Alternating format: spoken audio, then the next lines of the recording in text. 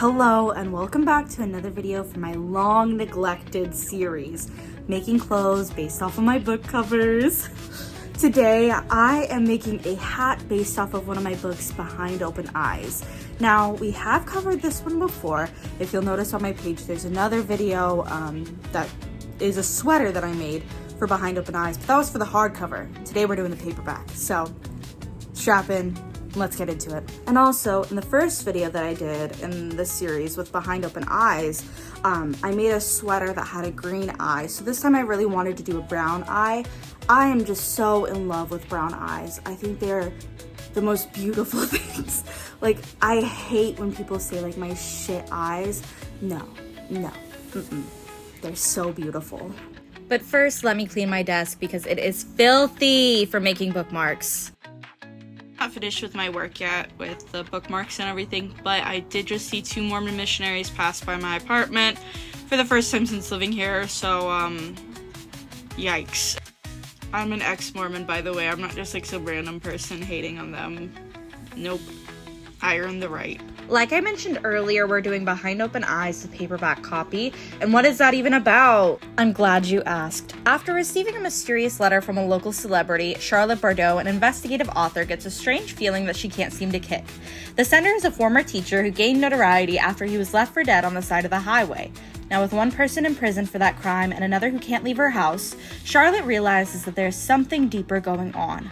Follow the story of life after grooming and what happens to the men that do these horrible things in Behind Open Eyes. I gathered all the supplies that I thought I might use on my table, and you can see the sriracha fabric, and that is because the 2 protagonists, Charlotte Bardot and her girlfriend, meet at an Asian fusion restaurant, so I wanted to incorporate that. And while I was searching for supplies, I found these 2 beads that I definitely want to incorporate when I do another video in the series based off of my book, Crash. And don't worry about the already crocheted thing. Don't worry about it. I'm reclaiming the yarn. It's from an old project. No big deal the other project. So the idea I had was to make a hexagonal granny square hat. So this makes a hat with 6 points. It's similar to a traditional beanie, and trust me, I did not come up with this pattern on my own. I saw it online with no credit, no source. So please let me know in the comments if you do know who came up with this pattern. I would love to give them credit for it. And this is what a finished version that's unblocked but laying flat looks like. You can see the points and everything. In the center hexagonal granny square, I want to do something like this on the screen, a motif like that. And this is where I encountered my first of many problems during this project. I had absolutely no clue how I was going to make the eye motif, much less how I was going to make it fit into the hexagonal granny square. So I had to do a bit of experimenting, and that took quite some time. But in the meantime, I did consult my dogs to see if they had any ideas of what to do.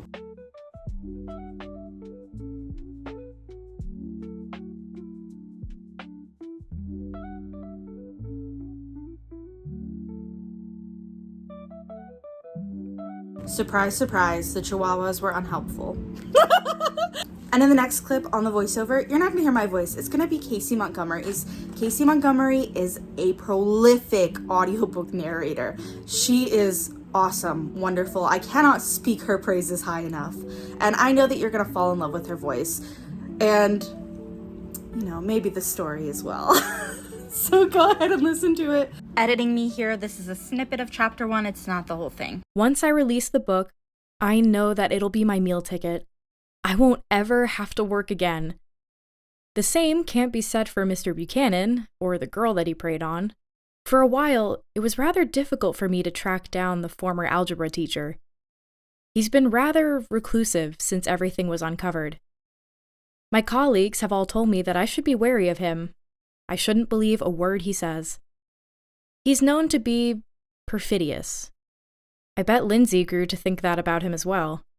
Lord knows that her mother did. I can't decide how I should do my makeup. Should I make myself look younger? Is he attracted to teenagers or just that one girl? If I did some Lolita makeup, would he be honest with me? That thought makes me feel kind of disgusting. My agent would tell me to go for it. She would tell me that I had to look like a child to get the story that I want, No, need. You can listen to the rest on Audible now, but here's it laid out, and oh my god, I had a million ends to weave in. No, it's awful. For the center, I had to do a little bit of experimenting, so here's what I started with, and this is what I ended up experimenting and finishing with. This is the center, and then there's the second row coming up, and for the third row, I only did back loop only. That's how I did it, back loop only, but this is the second one I made.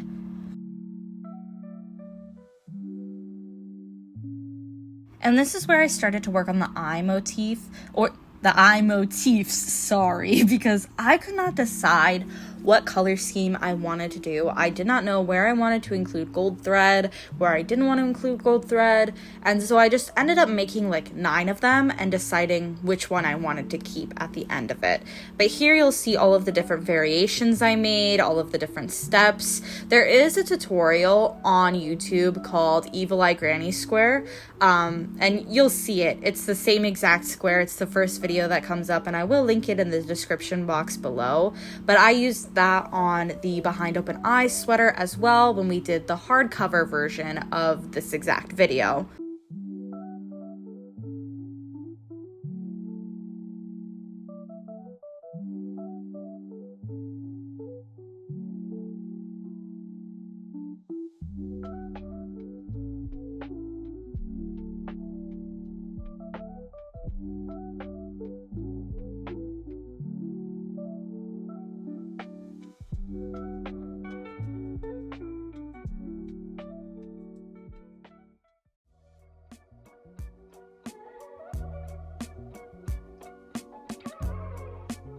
And then because I wanted the eye to actually be like a puffy 3D eye, I took all of the ends in the back and just tied them up so that when I sewed the eye motif to the regular hexagonal granny square, it would end up having a little bit of a puff like that in the video that you see now.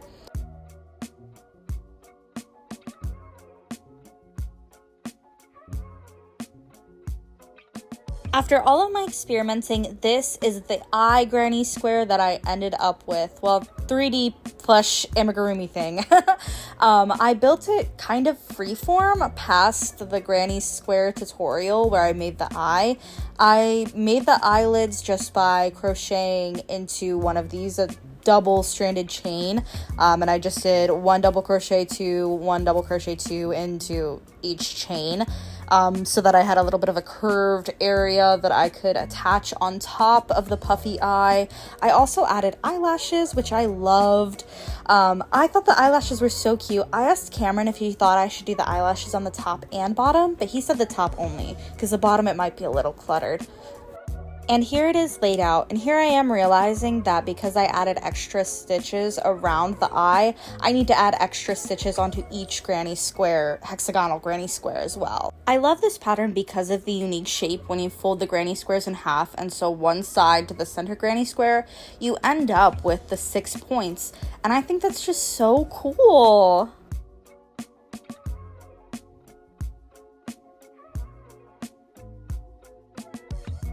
So here's where I encountered my second big issue with this project.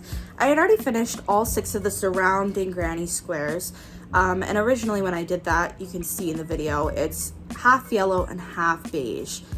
But when I looked at it and I laid it out, it looked a little too much like skin, and I don't really want to come off as like Bloody Face from season 2 American Horror Story, Texas Chainsaw Massacre. I plan to wear it maybe in public. I don't know, it's way too hot right now, it's summertime, but I just don't want to come off like that, you know? And here I am trying to decide if some of the beads in my stash may help the situation, make it look less skin-like, but I really didn't think so.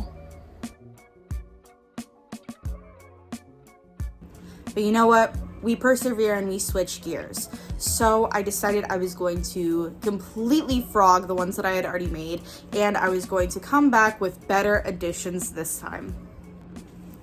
And I ended up deciding that I wanted to have 3 extra eye motifs that go around the band of the hat, because when you wear it, it does end up having a band right here. And every other granny square I wanted to have the eye motif, but it did not really work out the way that I intended.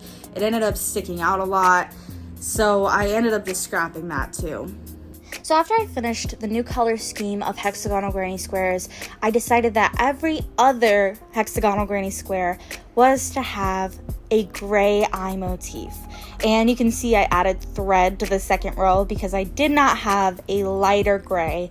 So I just used what I had.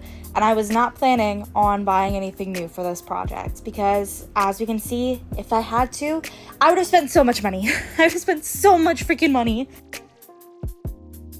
First try on, don't mind my face. I was silently yelling at my dogs to stop fighting over their lamb chop toy. So this is kind of what like the finished hat looks like. This one has a little like motif thing. Not a motif, a little plush thing. And I got this yarn from Ollie's, so I knew I was gonna use it for a hat because like, wouldn't you have a little thingy? But anyway, this has 6 distinct points. And you can see this is the center of the hexagon. So if you stretch it over my head real quick, you can see there's 6 different lines that make it up. So if I were to add the eye motifs, the extra ones, it would end up being attached right here. And the eye motifs are way too large to sit comfortably, first of all. And secondly, they kind of sit like, if I put a credit card right here, very rigid, unmoving, and I didn't want this loose section right there. So I ended up scrapping that idea. And I had even had these like tulip beads that ended up being shaped kind of like this part of your eye. And I did sew them onto the eye motifs, and I thought that they looked really cool, right? But the problem was that it just didn't sit right on the hat. So I may end up using that because Behind Open Eyes is the first of a trilogy with one other book that is associated with it. So I'll have a few different times to do that. Here's a different angle of the hat where it's just laying flat on my desk. And pay no mind that the ends aren't woven in yet. I don't know why throughout this video I said weaved in, woven in. That's the word I meant.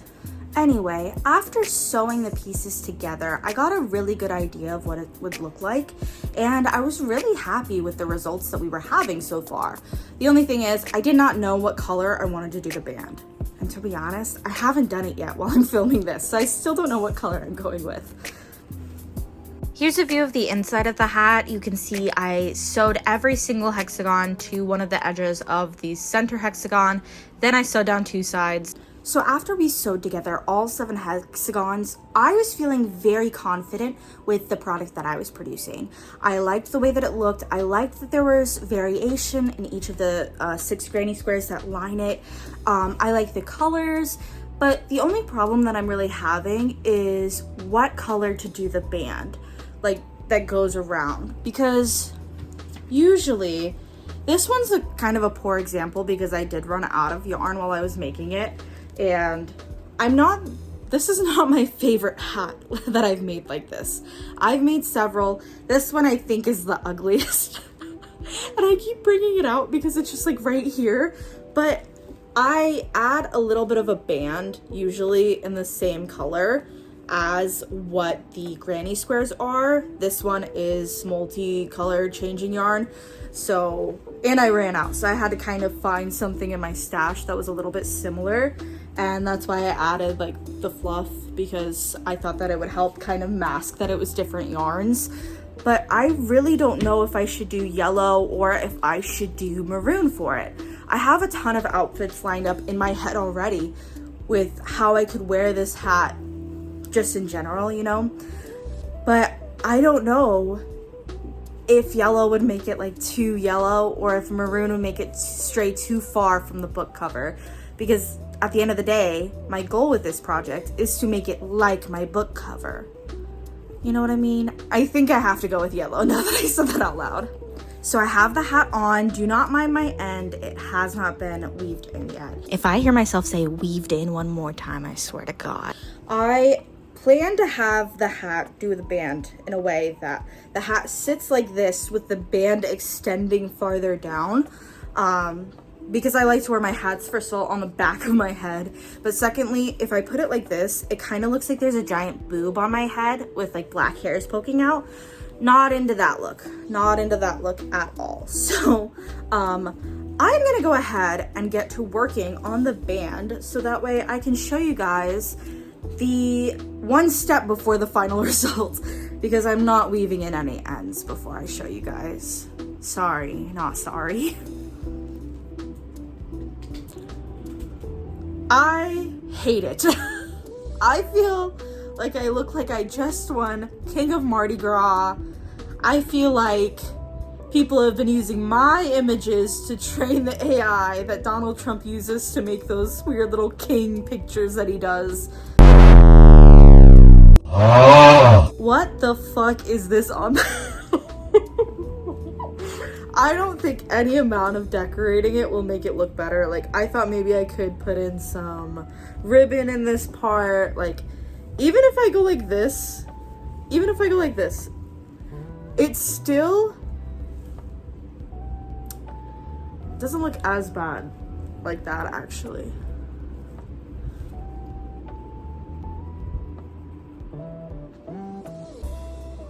I think it maybe just needed to be lower on my head. I don't know. I feel like maybe with the proper styling and accessories, I could like it. Like I said, I did have a few ideas, but once I added the band's just really killing it for me. Like, I thought maybe if I decorated a little bit, make some pins, because I have a pin making machine, you know, put in the fabric pieces, maybe a piece that like, or a pin that actually says like Behind Open Eyes on it.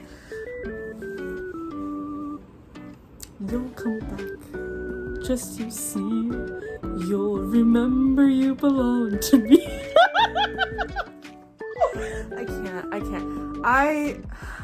I'm trying to like it, I am. But it's so bad. I think I'm just gonna have to revisit this project with a different idea in mind. Because I think it's honestly the maroon. And I added the maroon so I could add the fabric that looks a little red without it looking so misplaced. Everybody makes mistakes. Everybody has those days. Anyway, I think I really have to. I think I really have to take some time, allow my creativity's ego to flourish again, and revisit making a costume piece or a piece of clothing based off of my book cover for the paperback of Behind Open Eyes. Please don't let this be a representation of the book, okay?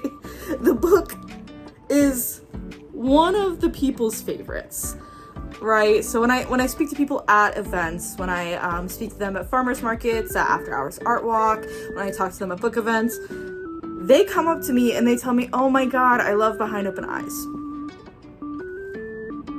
That's all I gotta say, okay?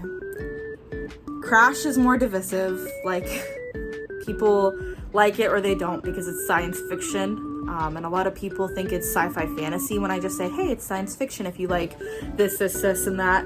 A lot of people have the connotation of like sci-fi fantasy. And if you look at my Goodreads, there's a lot of people who like sci-fi fantasy books that are reading it.